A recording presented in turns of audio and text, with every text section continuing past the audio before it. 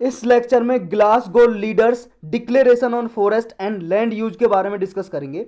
Glasgow आपको पता है ये यूनाइटेड किंगडम में एक जगह का नाम है। वहाँ पे कॉप 26 चल रहा है, यानी कि कॉन्फ्रेंस ऑफ पार्टीज की 26 मीटिंग चल रही है यूएनएफसीसी की। कई बार हम डिस्कस कर चुके हैं इसके बारे में। यूएनएफसीसी इसकी 26वीं मीटिंग चल रही है ग्लासगो यूनाइटेड किंगडम में। तो यहाँ पे एक डिक्लेरेशन अडॉप्ट की गई, उसी के बारे में हम डिस्कस करेंगे। यूनाइटेड किंगडम है जो उसने इनिशिएट किया कि ये डिफॉरेस्टेशन जो हो रही है, पेड़ों को ज़्यादा से ज़्यादा जो काटा जा रहा है, डिफॉरेस्टेशन और लैंड डिग्रेडेशन जो हो रही है, इसकी वजह से फॉरेस्ट कट जाते हैं, जंगल कट जाते हैं, पेड़ वगैरह कट जाते हैं। इसकी वजह से जो मिट्टी है उसका इरोजन हो जाता है। वहाँ पे मिट्टी जब इरोजन हो जाएगा तो कुछ और भी नहीं उग पाएगा। मतलब मिट्टी अगर यहाँ से उखड़ के बारिश में हवा से चली गई तो कुछ और पेड़ भी नहीं उग पाएंगे, तो उसकी वजह से लैंड डिग्रेड हो जाती है। तो लैंड डिग्रेडेशन और डिफॉरेस्टेशन को हाल्ट करना, हाल्ट का मतलब स्टॉप, रोकना है 2030 तक। ये यूनाइटेड किंगडम ने डिक्लेरेशन का इनिशिएट किया। यही है Glasgow leaders declaration on forest and land use. ये लैंड यूज इसका फुल फॉर्म जो है इसका Glasgow leaders declaration on forest land use. इसका मकसद यही है कि डिफॉरेस्टेशन को रोकना और लैंड डिग्रेडेशन को रोकना 2030 तक। लेकिन इंडिया ने इसको साइन नहीं किया, इंडिया ने इस पर हस्ताक्षर नहीं किए। इंडिया ने ऑब्जेक्ट किया, इसमें एक ट्रेड नाम का वर्ड ऐड किया है जो इंटरलिंक करता है क्लाइमेट चेंज और फॉरेस्ट इश्यू को। तो इंडिया ने इसलिए इसको साइन नहीं किया। और क्या प्रोसीजर था और कौन कौन से इंडिया के साथ कंट्री है जिन्होंने साइन नहीं किया, वो हम लास्ट में डिस्कस करेंगे। मेनली इस डिक्लेरेशन के बारे में पढ़ते हैं और इसकी क्या ऑब्जेक्टिव है, इसके अलावा ये डिस्कस करेंगे और कैसे ये अप्रोच करेंगे कि डिफॉरेस्टेशन ना हो और लैंड डिग्रेडेशन ना हो। देखो, जो डिक्लेरेशन में इसमें एक इंटीग्रेटेड अप्रोच है। इंटीग्रेटेड अप्रोच का मतलब है कि जो भी लैंड यूज है या क्लाइमेट बायोडाइवर्सिटी है या सस्टेनेबल डेवलपमेंट है, इसके लिए ग्लोबली और नेशनली, यानी कि पूरे वर्ल्ड में सारे नेशन एक साथ आए और राष्ट्र में भी सारे स्टेट हैं उसके एक साथ आए, नेशनली भी एफर्ट लगाएं और इंटरनेशनली भी एफर्ट लगाएं, प्रयास करें कि ये सस्टेनेबल डेवलपमेंट हो, क्लाइमेट बायोडाइवर्सिटी से लड़ा जाए और ये लैंड यूज है उसको कैसे यूज किया जाए। ऐसा नहीं है सारे फॉरेस्ट काट के आप कृषि एग्रीकल्चर करना शुरू कर दो, यानी कि सस्टेनेबल प्रोडक्शन हो, कंजप्शन हो, किसी भी रिसोर्स का, जंगलों का सही तरीके से काटा जाए। अगर आप जितने पेड़ काट रहे हो उससे ज़्यादा लगाओ, यानी कि इंफ्रास्ट्रक्चर डेवलपमेंट भी हो, ट्रेड, फाइनेंस और इन्वेस्टमेंट के बारे में भी बात की गई कि व्यापार कैसे हो, जो रिसोर्सेज होते हैं इनको फाइनेंस किया जाए, कैसे क्लाइमेट चेंज से लड़ने के लिए पैसा कितना दिया जाए, इन सब के बारे में इसमें डिस्कस किया। जितने भी स्मॉल होल्डर्स हैं, चाहे इंडिजिनस पीपल हैं, जो जंगलों में लोग रहते हैं, मूल निवासी हैं किसी देश के, लोकल कम्युनिटीज़ रहती हैं जो फॉरेस्ट पे डिपेंड होती हैं, जिनकी लाइवलीहुड जंगलों पे डिपेंड होती है। वहीं से मान लो कुछ फूल पत्ते या कुछ लेके आए या फल लेके आए, उन्हीं को बेचा, उनसे लाइवलीहुड उनकी चली, उनको इनकम हुई, उन्हीं से उनका घर चलता है। तो उनकी लाइवलीहुड को भी कैसे सिक्योर किया जाए इसके बारे में भी डिस्कस किया। जो anthropogenic green house gas emission है, एंथ्रोपोजेनिक का मतलब है जो मैन मेड है, यानी कि आदमी के द्वारा ग्रीन हाउस गैस निकल रही है। ग्रीन हाउस गैस आपको बहुत बार मैं बता चुका हूँ। ग्रीन हाउस गैस है जैसे CO2 कार्बन डाइऑक्साइड, मीथेन है CH4, नाइट्रस ऑक्साइड है NO, या जैसे वाटर वेपर भी जो हवा में मॉइस्चर है वो भी ग्रीन हाउस गैस का काम करता है, या फिर हाइड्रोफ्लोरोकार्बन है HFC। ये ग्रीन हाउस गैस है। क्यों है ये? क्योंकि इनके पास कैपेसिटी होती है टू एब्जॉर्ब टेम्परेचर, तापमान को, हीट को ये क्या है, एब्जॉर्ब कर लेती हैं, इसलिए इन्हें ग्रीन हाउस गैस बोलते हैं। इसकी वजह से ग्लोबल वार्मिंग होती है, क्योंकि अर्थ का टेम्परेचर बढ़ जाता है, एटमॉस्फेयर का धीरे धीरे बढ़ रहा है, उसी को बोलते हैं ग्लोबल वार्मिंग, अर्थ का टेम्परेचर बढ़ना। और इसकी वजह से ग्लेशियर वगैरह जो बर्फ जमी हुई है पहाड़ों पे वो पिघल जाती है और सी का लेवल बढ़ जाता है, बहुत सारे देश डूब सकते हैं। तो ये इससे परेशानी कई बार डिस्कस कर चुके हैं। नेक्स्ट इसमें बोला है कि देखो, जो एंथ्रोपोजेनिक एक्टिविटी से मानव द्वारा ग्रीन हाउस गैस इमिशन हो रहा है, इसको रिमूव किया जाए एटमॉस्फेयर से, और जो क्लाइमेट चेंज है उसके साथ अडेप्ट किया जाए। जैसे ही क्लाइमेट चेंज हो रहा है, जलवायु परिवर्तन हो रहा है, ऐसी टेक्नोलॉजी डेवलप की जाए या ज़्यादा से ज़्यादा पेड़ लगाए जाएँ ग्रीन हाउस गैस को ख़त्म करने के लिए।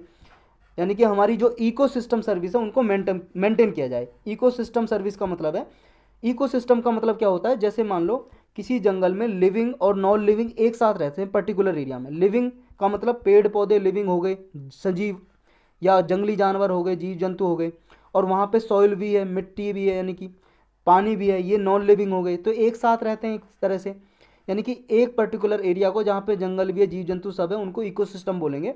और वो सर्विस प्रोवाइड करते हैं। हमें क्या सर्विस देते हैं भाई साहब? पेड़ पौधों से क्या होता है भाई साहब? ग्रीन हाउस गैस को एब्जॉर्व करते हैं, हमारा इन्वायरमेंट साफ करते हैं, और बहुत सारी सर्विस देते हैं हमें, लकड़ी भी देते हैं हमें, और फल वगैरह भी देते हैं, जितनी भी सर्विसेज हैं। तो ये इको सिस्टम सर्विस जो है इनको मेंटेन करना, और मेंटेन कब होंगी, जब डिफॉरेस्टेशन नहीं होगा, पेड़ नहीं कटेंगे। तो यही इसमें डिस्कस किया है। इसमें देखो 105 से ज़्यादा कंट्री ने साइन किया है, यूके, यूएस, रसिया, चाइना ने भी साइन किया है। ये लगभग जितनी कंट्री साइन किया है, ग्लोबल ट्रेड 75% इनकी होती है, और ग्लोबल जो फॉरेस्ट है इनमें 85% है। यानी कि अगर ये कॉमोडिटी पे मान लो ये सस्टेनेबल यूज़ नहीं करेंगे तो फॉरेस्ट को थ्रेट हो सकता है, यानी कि जंगलों को खतरा हो सकता है, क्योंकि ज़्यादा से ज़्यादा इनमें देखो जैसे पाम ऑयल है, पाम का तेल है, ताड़ का तेल, कोकोया है, सोया है, इनके ट्रेडिंग होती है, व्यापार होता है। अगर इनको मेंटेन नहीं रखा गया तो ये क्लाइमेट चेंज हो सकता है, अफेक्ट ज़्यादा हो सकता है।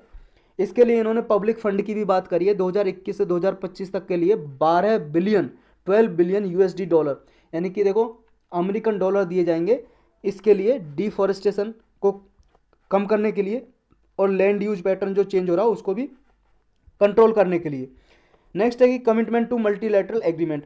इन्होंने कहा है कि जो भी ऐसे मल्टीलैटरल एग्रीमेंट समझौते हुए हैं, ट्रीटी हुई है कोई या संधि हुई है, इन पे हम कमिटमेंट करेंगे, इनको फुलफिल करेंगे। जैसे United nation framework convention on climate change, UNFCCC की है, इसका पेरिस एग्रीमेंट है, या फिर सीबीडी है, कन्वेंशन ऑन बायोलॉजिकल डाइवर्सिटी, या united nation to combat desertification है, सस्टेनेबल डेवलपमेंट गोल है। इन सबको अचीव करने में हम एक साथ आएंगे मिलकर, सारी कंट्रीज ने बोला है।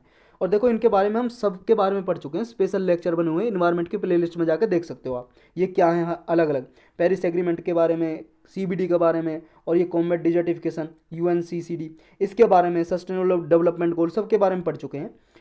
इस डिक्लेरेशन में जो घोषणा की है ये, इसका हाईलाइट क्या है, इसकी हाईलाइट है कंजर्वेशन, कि हमें फॉरेस्ट कंजर्वेशन करना है, और जो भी टेरेस्ट्रियल इकोसिस्टम है, टेरेस्ट्रियल का मतलब जमीन पर, लैंड पर जितना भी इकोसिस्टम है वो सब हमें कंजर्व करना है। इसमें ये प्लेज ली गई एक तरह से। नेक्स्ट है कि सस्टेनेबल डेवलपमेंट, सस्टेनेबल डेवलपमेंट को भी अचीव करना है। ये 2015 में कुछ 17 गोल अडॉप्ट किए थे, कई बार बता चुका हूँ मैं। 2030 तक अचीव करने हैं, यूनाइटेड नेशन ने ये रखे थे 17 गोल। इन 17 गोल के 17 गोल के पार्ट हैं, जैसे 1 गोल का पार्ट है 1.1, 1.2 ऐसे करके, तो टोटल 169 टारगेट बोलते हैं, और 17 गोल हैं, ये अचीव करने हैं। नेक्स्ट है बिल्डिंग रेजिलियंस, देखो रूरल लाइवलीहुड को इन्हेंस करना है। इसमें यह है कि जितने ग्रामीण क्षेत्र में जो लोग रहते हैं उनकी लाइवलीहुड को भी सिक्योर करना है, क्योंकि उनकी लाइवलीहुड तो कृषि पे डिपेंड होती है मोस्टली। नेक्स्ट है कि जो इंडिजिनस राइट है उनको रिकॉग्नाइज करना है, जो मूल निवासी रहते हैं फॉरेस्ट एरियाज में, उनके अधिकारों का भी उल्लंघन ना हो, वायलेशन ना हो, उनको प्रॉफिट हो, सस्टेनेबल एग्रीकल्चर करें हो, ये अडॉप्ट करनी है एग्रीकल्चर के प्रैक्टिसेस। नेक्स्ट है फाइनेंशियल कमिटमेंट, देखो इन्होंने फाइनेंस भी इंक्रीज किया है, इन्वेस्टमेंट के लिए कुछ टारगेट रखे हैं, जैसे 12 बिलियन डॉलर इन्होंने रखे हैं कि 2021 से 2025 के बीच में लैंड यूज पैटर्न को कंट्रोल करने के लिए और डिफॉरेस्टेशन को रोकने के लिए ये इतने पैसे खर्च करेंगे इसमें। अब इंडिया का स्टैंड क्या है, देखो इंडिया के साथ साथ अर्जेंटीना कंट्री, एक मैक्सिको है, सऊदी अरबिया है, साउथ अफ्रीका है, इन कंट्रीज़ ने भी, ये G20 कंट्रीज़ हैं, G20 एक ग्रुप है 20 कंट्रीज़ का, 19 कंट्रीज़ है, एक यूरोपियन यूनियन है, ये इसके बारे में भी बहुत बार पढ़ चुके हैं। इनमें से ये कंट्री हैं, 5 कंट्री हैं, इन्होंने साइन नहीं किया।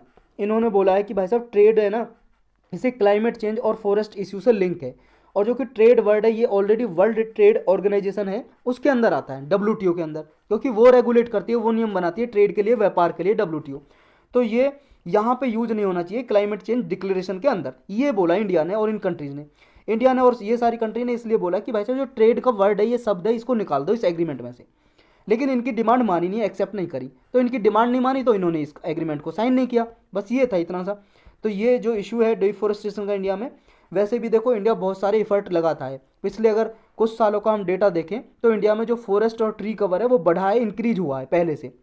लेकिन कुछ इन्वायरमेंटलिस्ट अभी भी ऐसा बोलते हैं, जो पर्यावरणवादी हैं, यानी कि जो पर्यावरण को सेव कंजर्व करने के लिए काम करते रहते हैं, वो ये बोलते हैं कि देखो इंडिया में अभी भी देखो इन्वायरमेंटल प्रोटेक्शन के लिए जो भी एक्ट है या कुछ बने हो उनको डाइल्यूट करता आ रहा है इंडियन गवर्नमेंट। क्या करता है कि माइनिंग वगैरह बहुत ज़्यादा हो रही है कहीं पे जहाँ पे नहीं होनी चाहिए, जैसे वेस्टर्न घाट में, वेस्टर्न घाट जो हमारा है, वेस्टर्न घाट की पहाड़ियाँ, ये हमारा हिंदुस्तान है, यहाँ पे वेस्टर्न घाट की पहाड़ियाँ जो, ये इंफ्रास्ट्रक्चर वगैरह प्रोजेक्ट बहुत बना रहा है जंगलों को काट के, जैसे केन बेतवा लिंक बना रहा है ये वगैरह। नेक्स्ट है कि फॉरेस्ट को अल्टर कर रहा है, वाइल्ड लाइफ पीपल लिविंग जो इसके अराउंड रह रहे हैं फॉरेस्ट के आसपास, इनको रिहेबिलिटेट मतलब कर तो दिया जाता है लेकिन रीलोकेट कर दिया जाता है। ये बहुत सारे इशू है इंडिया में, तो ये कुछ इन्वायरमेंटलिस्ट ने बोला है।